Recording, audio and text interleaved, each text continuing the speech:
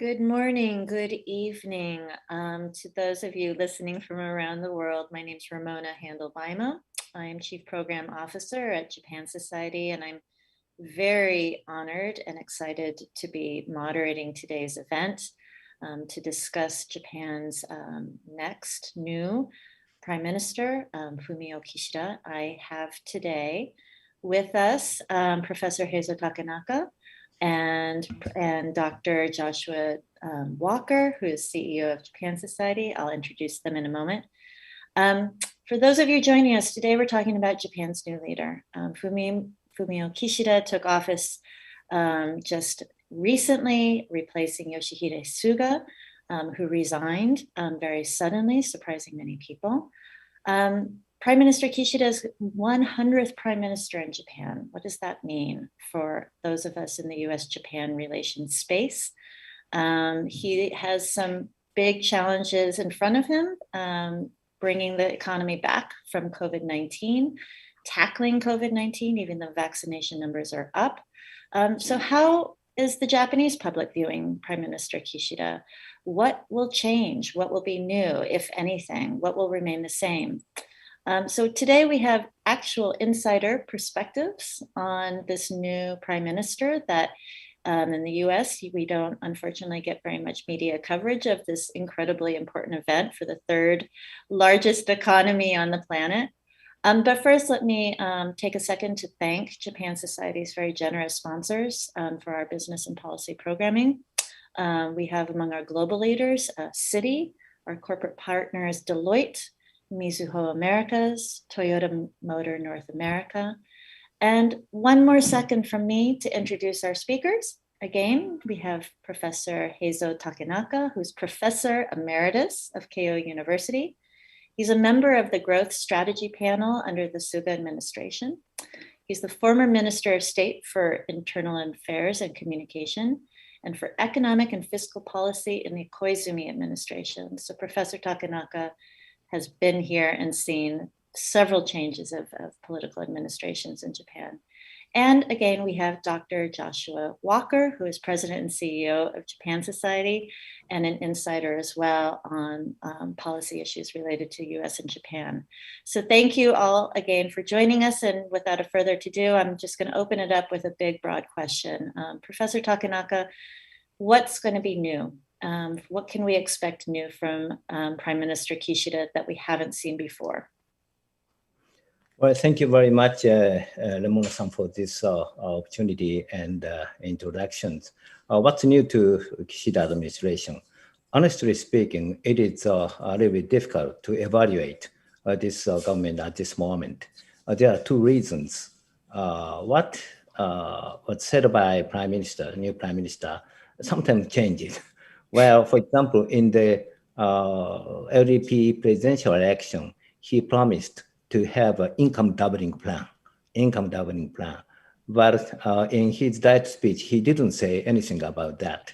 And also he mentioned the new taxation on the capital income, but he changed his opinion later on.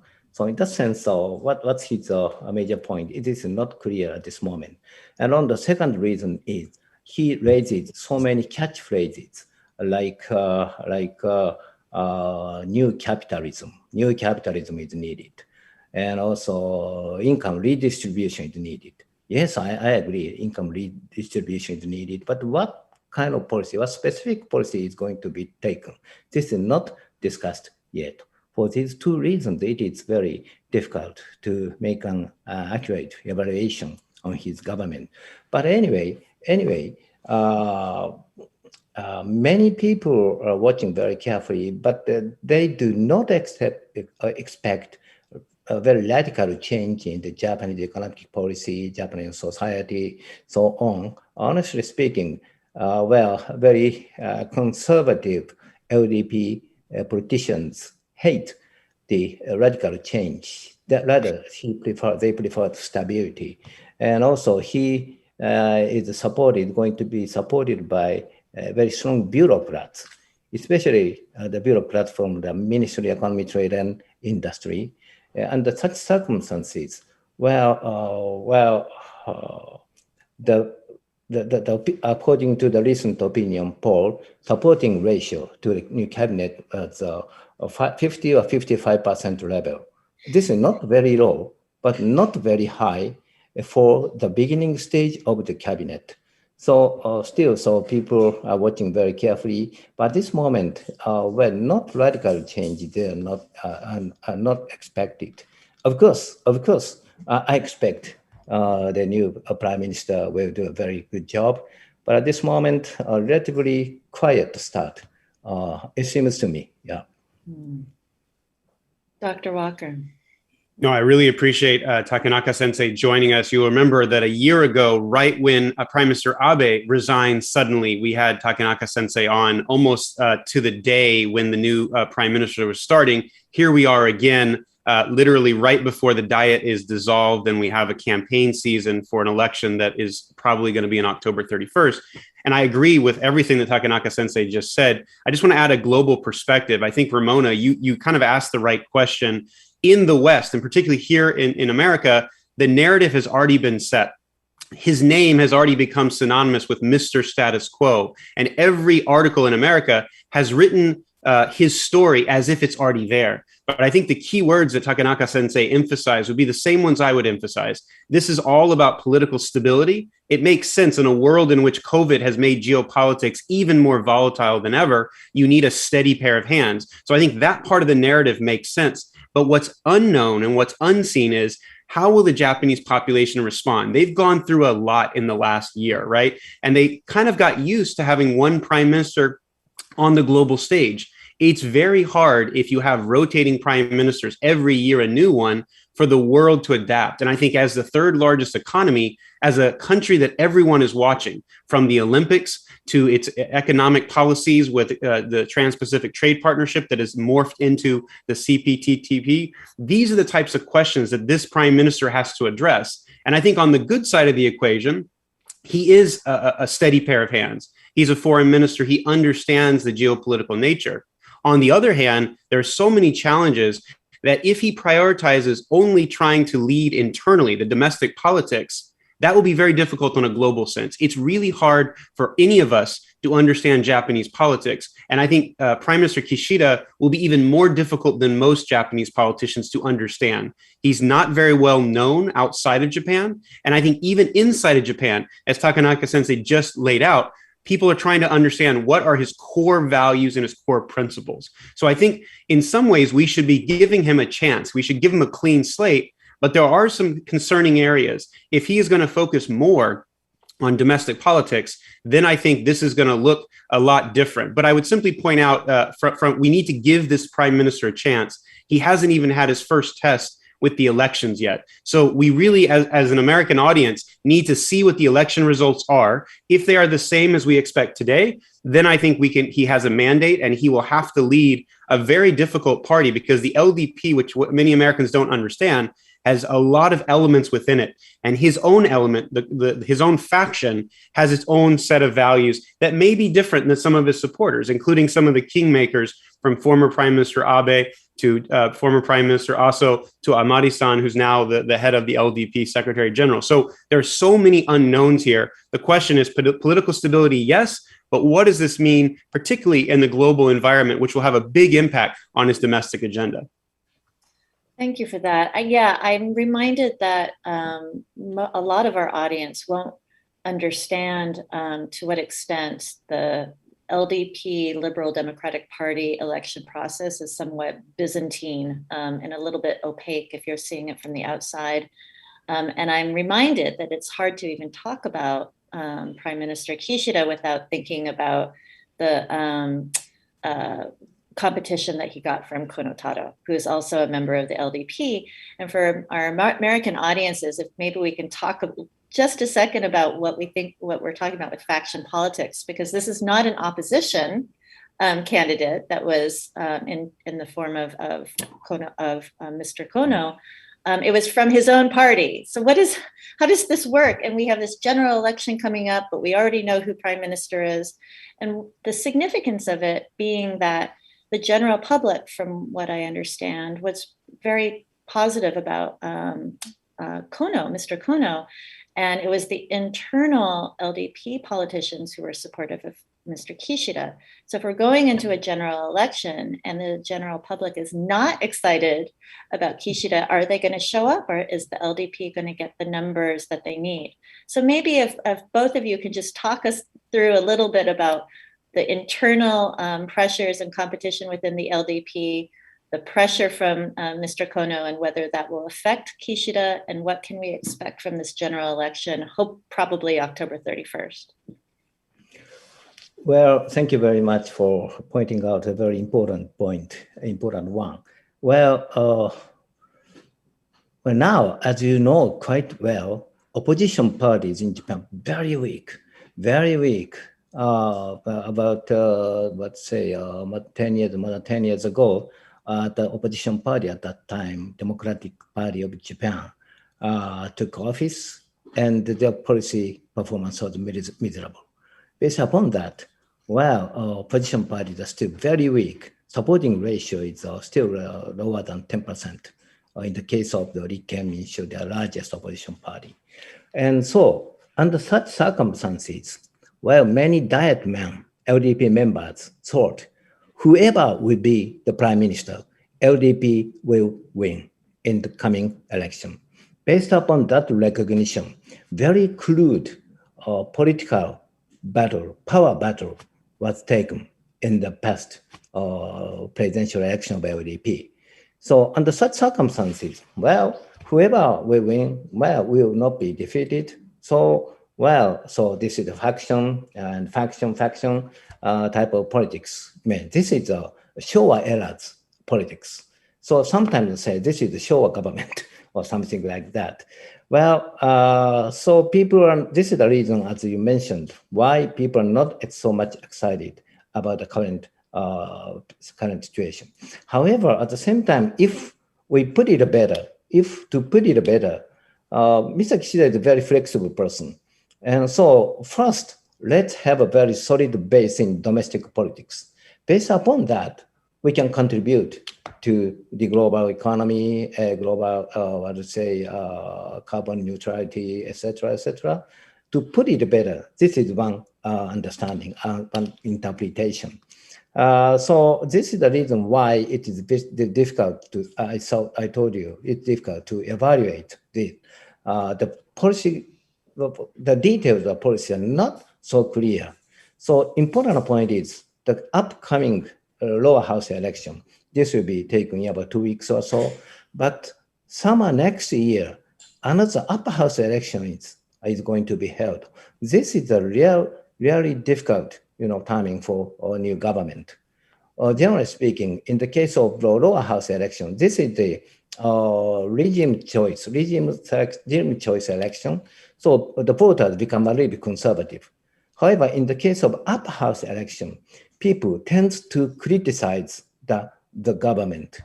So maybe they are considering not much on the coming lower house election, but they are considering seriously the upper house election next year, next summer. So, and of course, Mr. Kono's popularity was very high, and he was supported strongly by another young star politician, Shinjiro Koizumi, former Minister of Environment. They were deprived of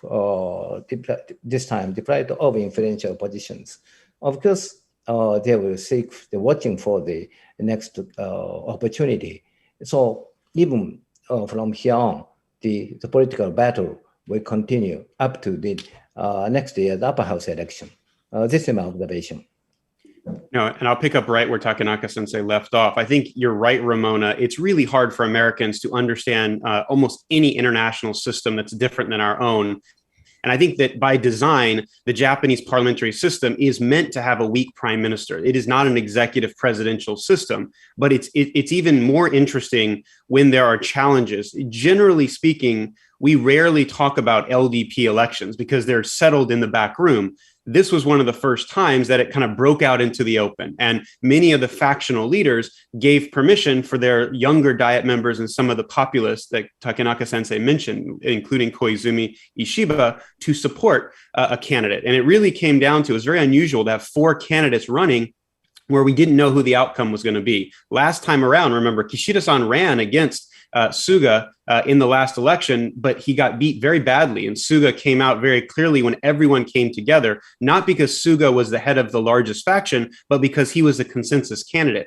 This time around, Mr. Kishida jumped out first. He was the first person to challenge. At the time, everyone expected Prime Minister Suga to continue, because ultimately, who wanted the job of prime minister with all the challenges that they had? There was a feeling that whoever was going to be next was going to be a scapegoat. But Kishida-san made the decision to challenge him anyways. And only after the surprise resignation of Prime Minister Suga did you see a popular politician like Taro Kono jump in. And then you had some very interesting, behind the scenes dealings with Takeuchi jumping in, Noda-san jumping in at the last minute. So really, this was much more exciting than we're used to seeing with LDP elections. And I think that from the outside point of view, the main event, which is the LDP selection, has been focused on, and there's kind of the general election is an afterthought, which I think, as Takenaka sensei pointed out, is a mistake, because while the lower house election is more conservative, and I think we can expect the LDP to win, there will be some interesting, indications. The turnout in particular, how many people will go to vote for the lower house, will set the stage for the summer, where if the new government cannot get COVID under control, if promises that were made are not met, and if some of the hardship that we saw in the summer with the Olympics continue, then I think that the new government will be in trouble. And maybe someone like a Taro Kono will be waiting on the sidelines to assume his position as the next prime minister. And I think, if I can just editorialize a little bit here, as someone who's been watching U.S. Japan politics for a long time, but for the last 2 years has not been able to get back to Tokyo, I think there's something going on where very few Japan hands, very few Americans have been able to get back to Japan. And so as a result, the Kishida versus Kono kind of struggle internally was seen from the outside as saying, I would argue, the majority of the American establishment seemed to favor Kono here.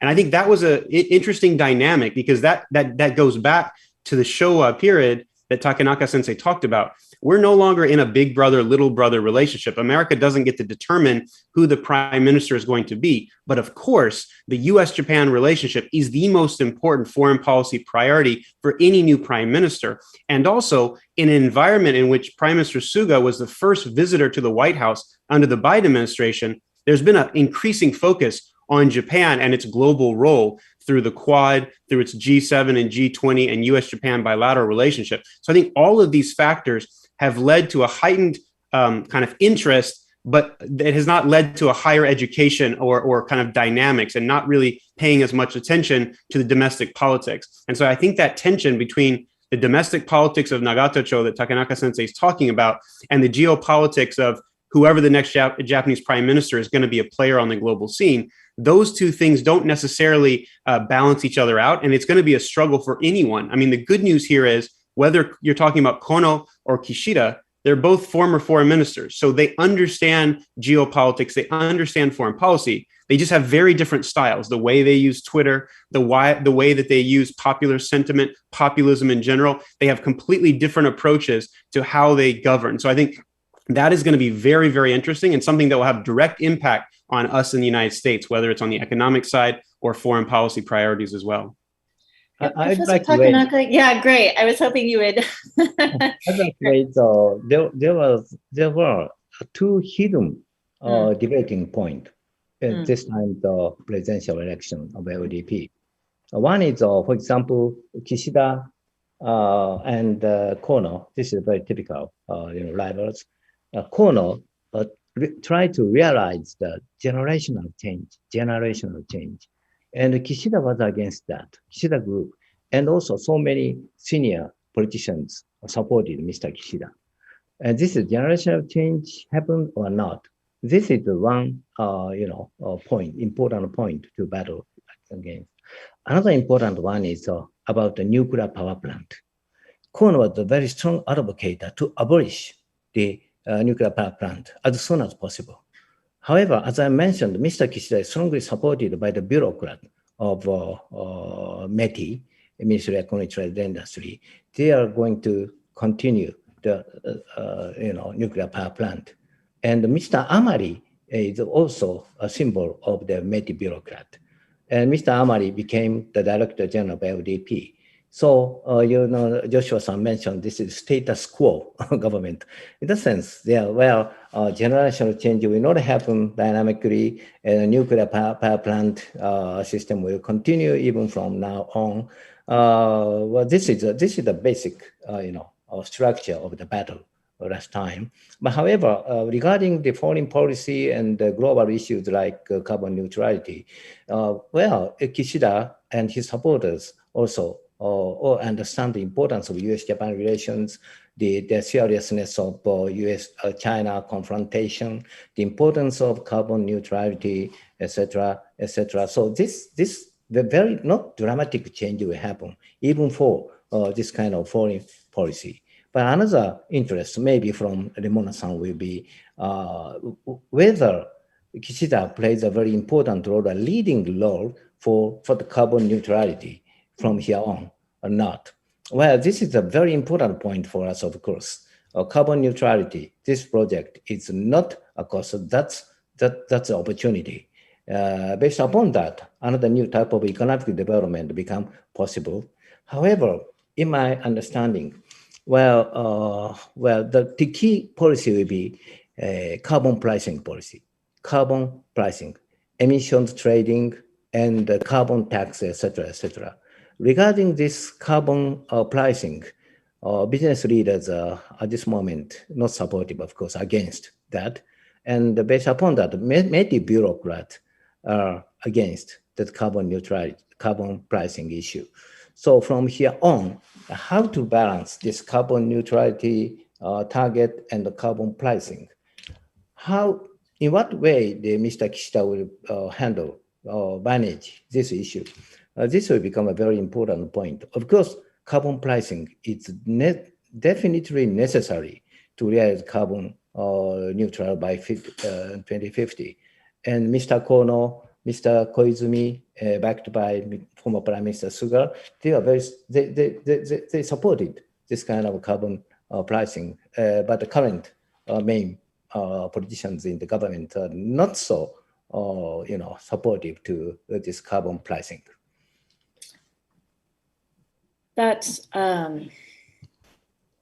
so. Let me back up a second, because this is so interesting to those of us, Professor Takenaka, who understand that Mr. Kishida was just a Ministry of Foreign Affairs guy. That's his career, that's his home base, right? He became Minister of Ministry of Foreign Affairs, of course. And so I think there's a perception that he's going to play a very active role in foreign policy and taking Japan into this in international leadership, because he knows that space so well.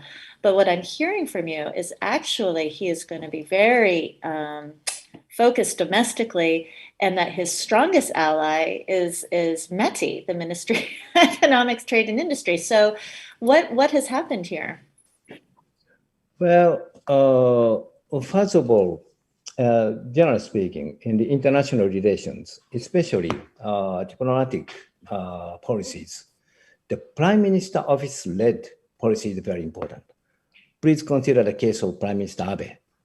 He was a very excellent Prime Minister in the sense that he developed this type of Prime Minister-led diplomacy policy.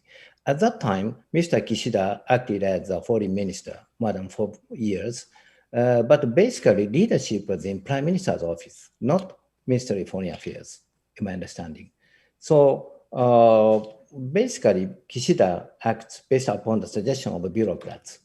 And this time, as I mentioned, he's strongly supported by METI bureaucrat. Of course, METI bureaucrat well understand the international issues. However, so far, METI was not so active for carbon neutrality. Now they are changing a little bit based upon the leadership by former Prime Minister Suga. But anyway, in my understanding, METI in between supporting the carbon neutrality and protecting domestic industry, especially manufacturing industry, etc., etc. How to balance that? This is now assessed. Maybe, but of course, considering the global, global environment, carbon neutrality, we cannot escape from that. This is, of course, understood by many bureaucrats and the Prime Minister himself and many influential politicians. No, and just to pick up on what Takenaka Sensei is saying, I think that where the kind of rubber meets the road, as we say, where this has big impact is look at the calendar of global events. In 2 weeks' time, we have the G20 summit in Italy. We have the COP26 summit in England, and so or in Scotland, I guess. And so as a result, if the Japanese prime minister is not there because of Japanese domestic politics, then everyone understands that domestic politics is important, but the opportunity for Japan to shine or at least be present is taken away. And I think that's a real missed opportunity. We don't know yet. It hasn't been officially announced, but just looking at the calendar of events, it doesn't look good for the new government. And I think one thing that's really interesting to look at that, Takenaka Sensei has talked about before is to think about, look at the contrast between Prime Minister Suga, who on his very last act in government came to the United States for the first Quad Leaders Summit. He emphasize the policy side of things. And so I think that contrast with a new prime minister that is trying to get his base in order. And I think, here, it's unfair to criticize Kishida for himself. It's more looking at the way the Japanese political system has played out and the timing of this. And in some ways, there's still the shadow of Prime Minister Abe that looms large, both in terms of the historical legacy of his prime ministership, where, the value of one leader, stable leadership really was shown. And also the fact that Prime Minister Abe is still a player acting very clearly in the interest of his faction and others behind the scenes. And so the question is, can we bring all these factions together? And I would just simply point out, METI and MOFA is a long tradition in terms of discussion points, but it's the same in the United States, right? We have a big discussion right now in Washington about who's really running President Biden's foreign policy. Is it the State Department under Tony Blinken? Is the Pentagon not up as much because of what happened in Afghanistan? Is it Jake Sullivan in national security? So it's not unique to Japan, but it's even more complicated in the world that we're living in. And I think one of the things everyone is watching for is, okay, forget the bureaucracy. If the leaders can get along, then the bureaucracies will follow. And who is staying in Kishida's cabinet is how many people are judging this. The foreign minister and the defense minister are the same from the last administration to the Kishida administration. So really, the prime minister's direct involvement in foreign policy will be critical when it comes to issues like economic security, that a new ministry has been created, and how Japan is going to play in a world increasingly defined by U.S. China competition, whether that's on Taiwan, whether that's on broader economic policies, and certainly on the climate issue and carbon neutrality that Takenaka Sensei has put his finger on so importantly, that I think we in America are still trying to figure out how this plays in a global sense, because we're also very distracted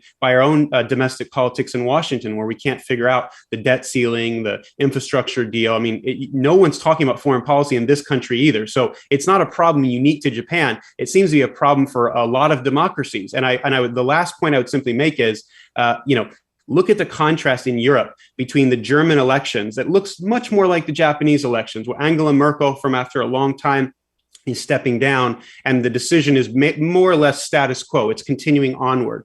Versus France, where it looks like there'll be a very interesting election shaping up that will look much more like an American or British kind of populist style election, which is very different to the Japanese. So democracies are very difficult. And so the question is, how do we navigate the domestic and foreign policy priorities in a time of crisis where the world has to come together? Otherwise, we're going to continue to struggle against something as severe as COVID and the economic turmoil that comes with it. Well, of course, I was also shocked or surprised to hear that the prime minister doesn't go to G20. I was really surprised to hear that.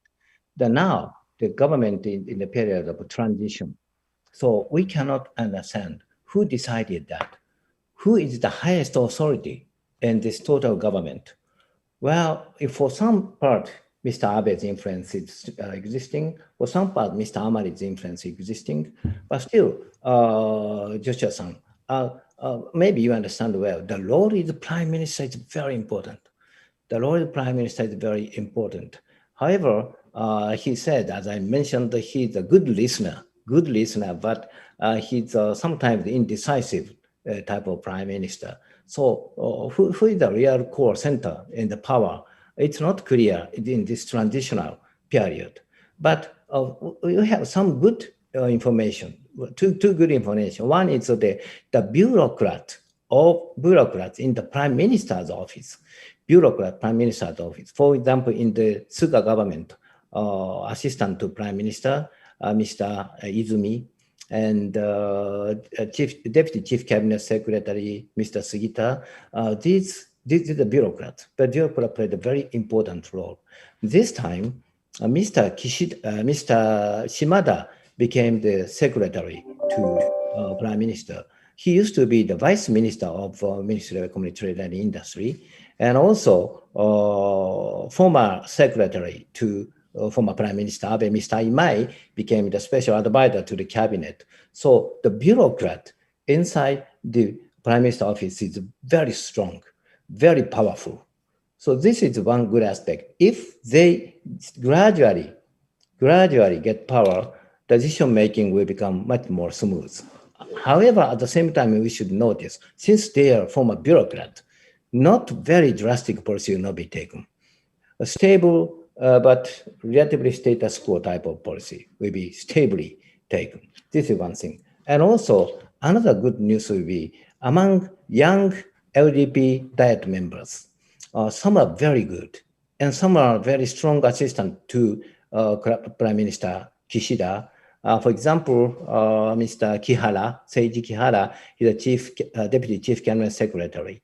And Mr. Kobayashi, he's a Vice Minister or some area, Vice Minister to Economic Security. So in that sense, gradually, now we are in the government in the period of transition, but gradually the power system will become much stable. This is my expectation. At the same time, another important point is this government quite often use the term income redistribution domestically and also economic security. Economic security, of course, very important, considering especially the existence of China. It is important. At the same time, since this is strongly supported by METI, there is a slight possibility that very old-fashioned industrial policy is coming back, including protectionism, protecting some domestic industries. So these are the we have to be very careful for this point. Economic security issue and income redistribution issue. What is the new capitalism? In his Diet speech, Prime Minister used the term new capitalism 7 times or not, 7 times or so. He used the term of income redistribution 12 times. And he didn't use the term reform at all. In the case of Mr. Suga, he used the term reform 15 times. So some message is being sent, but still we are in the transitional period. So we have to watch a little bit carefully, taking more time. I have to say, as a historian, Takenaka sensei, what you're describing now, it's making perfect sense that we have a return of Showa. And that, right, in the sense of the bureaucrats playing such a strong role and the stability in its return. And it's going to be hard to conceive of a new capitalism with this framework, I suppose. You both touched on China. It's really hard to think about Japan, and particularly U.S. Japan relations vis-a-vis China. And so I'd like to see what you both think of that. And we have a question from our listeners talking about how open or how affected will Prime Minister Kishida be to foreign pressure on his government and his decision making. And I think in the past, we would think foreign pressure, meaning a euphemism for the United States.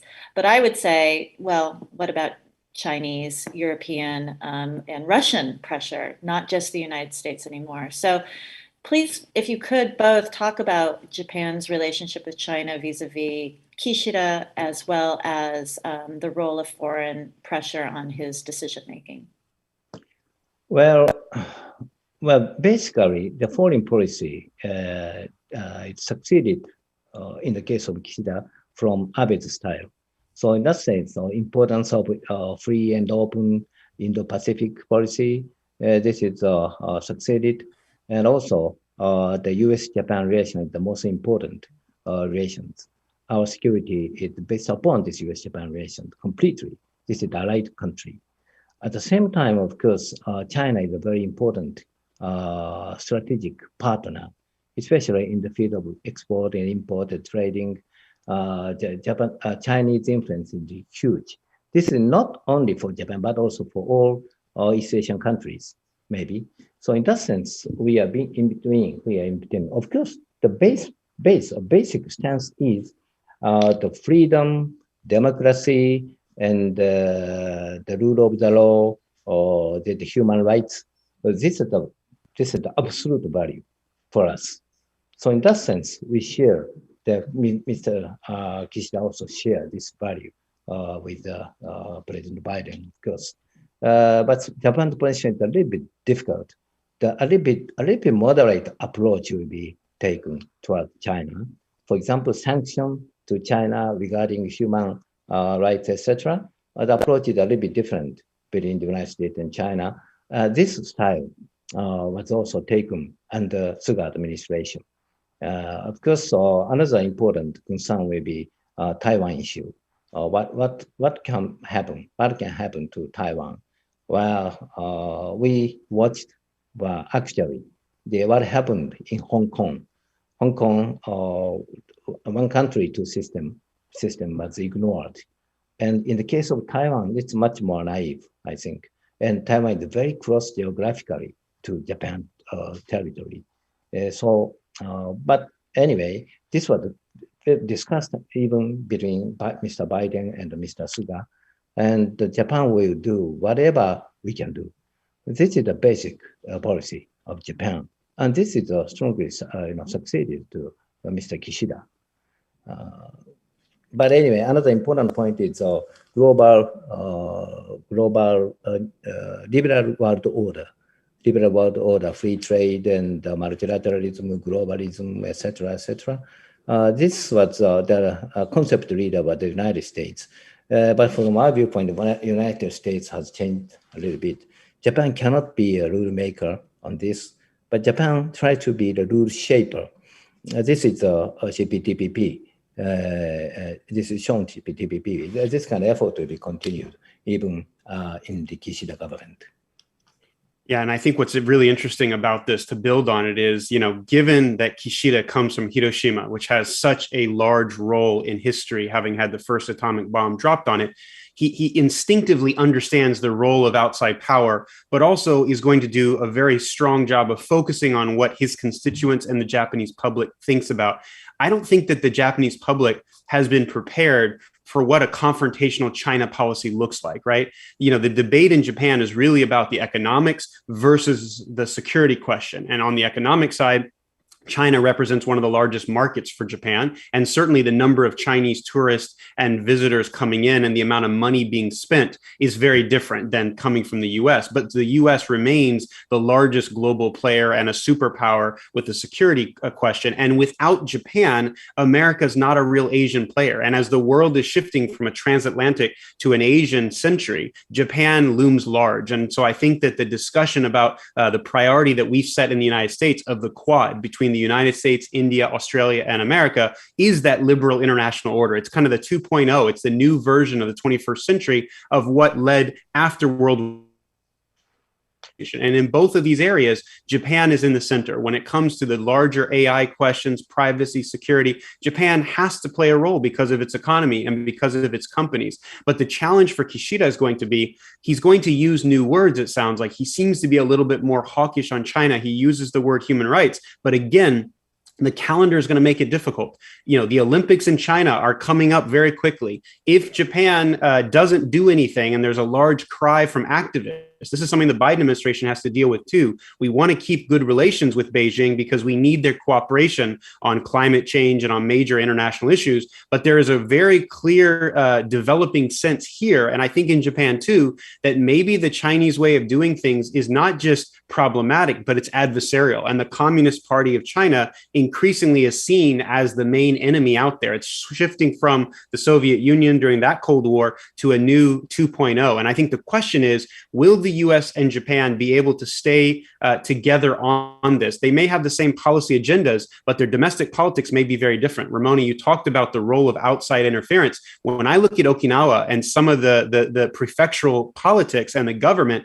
that's an area for concern of the Japanese government, to understand its election integrity, to be able to have those conversations that we've dealt with in a very significant way here in the United States. We're discussing with Facebook and many of the social media giants. You saw what happened in America on January 6th. I don't expect that to happen in Japan, because in some ways there is a more consensus-driven, more homogeneic perspective on the politics. So here, what could be seen as bad, the apathy and the LDP always winning, could be a positive kind of checks or balance against a world of which autocrats versus Democrats. And so the Japanese way is going to become more and more interesting for all of us who are looking around the world for models of government and resiliency and innovation. So as we emerge from this COVID period, I think Japan has a big role to play. And I think this prime minister is going to be consequential. And so writing him off and saying, well, he's just Mr. Status Quo, as the Financial Times quoted him, in some ways takes away the ability to wait and see that Takenaka sensei and others have been urging us to do. And Professor Takenaka, we're closing out here, only one more minute, but I can't lose the opportunity of asking you what you think Prime Minister Kishida can do about the economy, with tourism gone, which was such a driver for Japan's economy. What can he do with economic policy that you would recommend to him? Well, regarding economic policy, there are many things to do, of course. In the short term, of course, a kind of some cash benefit to the low-income people is needed. This is one. In the long run, the government have to increase the investment, especially regarding 5G type of facilities, etc., etc. And of course, during this time, well, the inbound tourism is still very important for some industries in Japan. But people and also the government recognize that. Of course, at the same time, this is related to the story by Joshua-san. Well, in this government, then the term economic security is becoming very important. This is indicating, yes, economic prosperity is important. At the same time, geopolitical and security issues are very important. They are related to each other. So now the current government will understand that. So in that sense, well, regarding economic policy, the other day, Prime Minister already ordered the bureaucrat to form the economic stimulus package. And the size will be 20 or 30 trillion yen, relatively large economic package will be made, and a cash benefit, as I mentioned, investment, and also, but well, this kind of policy will be taken soon or later. But the important point is the deregulation, the reform and deregulation. In order to enhance the potential growth power of Japan, deregulation, various kind of institutional reform, economic deregulation, and very important. And for that purpose, also, former Prime Minister Suga established the digital agency. Digital agency's role is very important. In order to digitalize Japanese industry and society, various kind of deregulation is needed. So how to mobilize this, how to make use of this digital agency? This is another important aspect of the economic policy. Well, unfortunately, our time has come. This was incredibly helpful. I hope that everybody that joined us today got as much from this opportunity to hear these two insiders speak as I did. I hope you did. We will return with more opportunities to hear about Japanese politics, economic policy, and U.S. Japan relations in future seminars. So please stay tuned and join us at japansociety.org to follow more upcoming events and talks that you can join us. So thank you. Thank you, Professor Takenaka, and thank you, Dr. Walker, for this time today. Thank you very much.